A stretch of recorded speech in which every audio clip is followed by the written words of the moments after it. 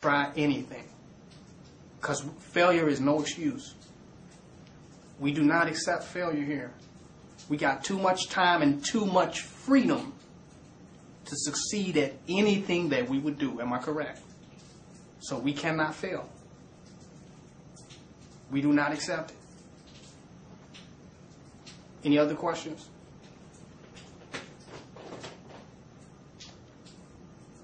And the second thing, people that come here, and I say this because y'all see me working on projects, doing videos, because I'm trying to transform people's mind before they get here.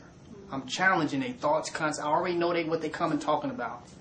And I've effectively made videos to make those arguments without eating up all of our energy.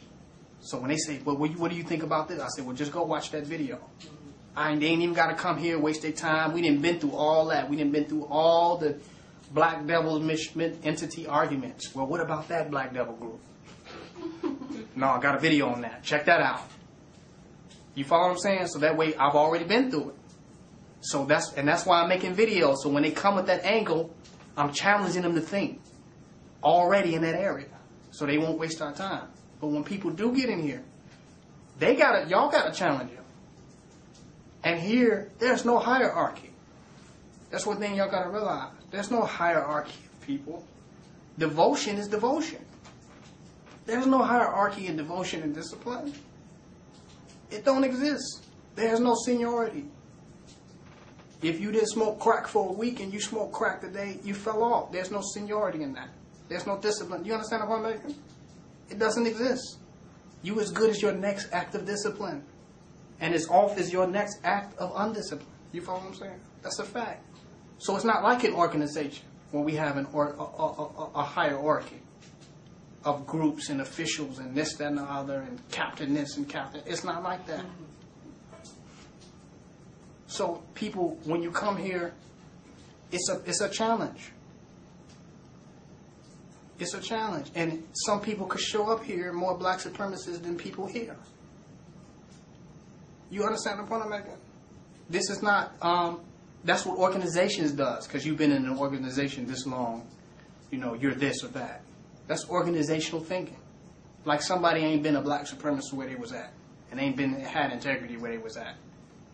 It's people that has integrity that are not here, that will come into this and be glad that they found some other people with some damn integrity on the earth. And those people will come into this. They shouldn't be disappointed by people that are here. They should be proud that they have the discipline to reflect what this really is about. Do you follow what I'm saying? That's a fact. So when people come here, or that are here that don't reflect the discipline that this is about, that's your responsibility to challenge them. Do you follow what I'm saying? Whoever the hell they are. You understand what I'm saying? That's a reality. Even people asking me questions, it's challenging me to look at the reality of what's going on here. None of us are beyond challenges. And whatsoever, all of us are growing and developing inside of what we're doing. That's a fact. So the whole hierarchy and all that, it's about personal devotion to what's going on here. You know what I'm saying? There's no hierarchy in that. You follow what I'm saying? There's no hierarchy of devotion. I don't know how many times I can repeat that. People, the man next to you will fall off. Right there while you're there. You know what I'm saying? The woman next to you will fall off for a few minutes. So what that mean? They still in hierarchy while they fell off? You in hierarchy in that moment to motivate them to get back in position. Am I correct? To motivate them to represent the highest consciousness of what we're about. And we should all continue to challenge one another to do that. What? Where?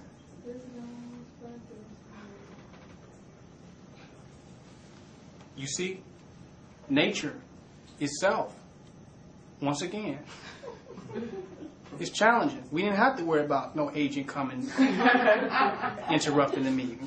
Nature itself, we have not, fathomed the amount of enemies against black supremacy. We get a white man too much goddamn credit. like he created mice and rats. That's God. That's the God complex again.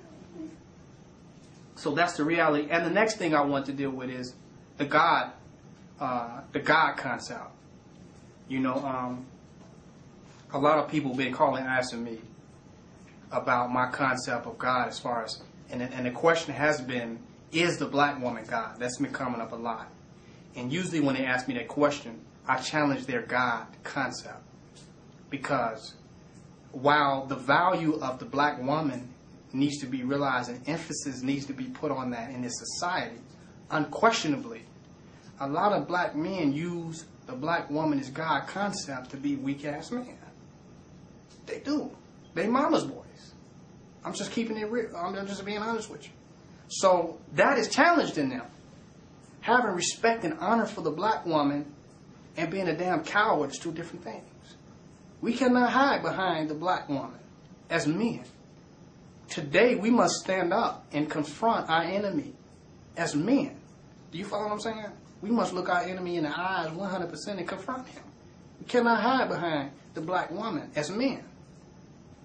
You follow what I'm saying? And a lot of the black woman is God taught is men not willing to stand up. They rather seek the validation of the consciousness of women, like the pastor, than stand up as men and do what the hell they got to do. You follow what I'm saying? That's the reality. Now, of course, the black woman is the origin of existence. Every being on this planet has come through the black woman. We cannot argue that. That would not be argued. The black woman is valuable. She is the most valuable person in the family. Because for one, she reproduces the man. That's valuable. That means that if a woman is pregnant, that man is expendable. Because the next possible 100 years of his existence is in her womb. Y'all follow what I'm saying? It's a fact. If he with the right woman. If he with the wrong woman, that might be a fool to come out. You follow what I'm saying?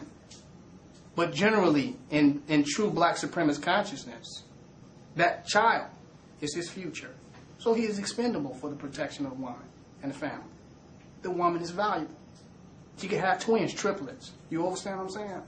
On a natural level. That men should be willing to give their lives in protection of their women. If they prepared enough, they'd be willing to take lives. You understand what I'm saying? For their women and for their children.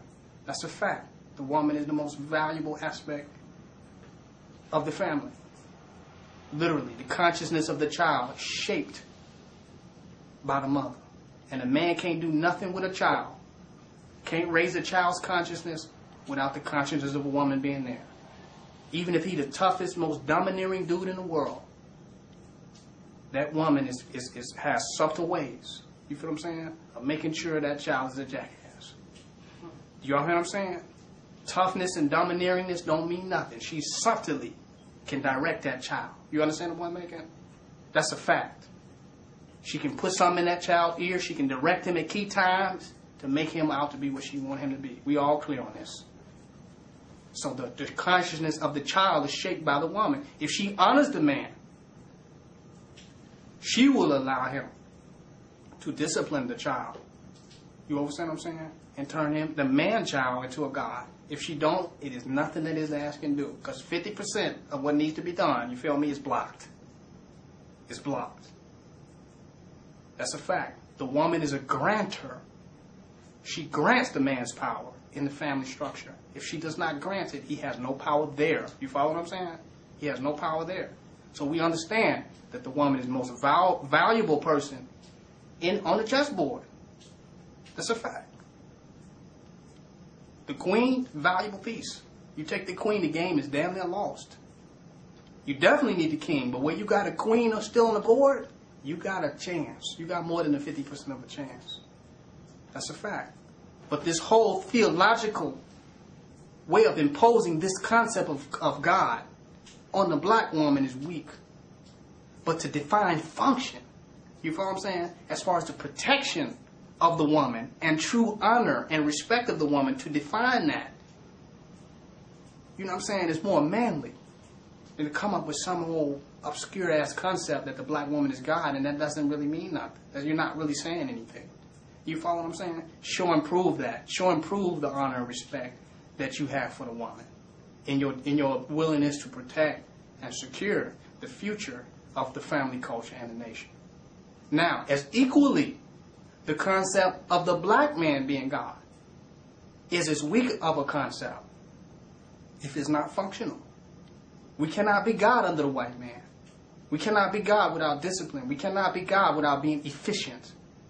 That means being God means absolutely nothing under your slave master. You follow what I'm saying? Not using no divine and godly power to change and transform the condition of our people without having the courage, strength, integrity, and bravery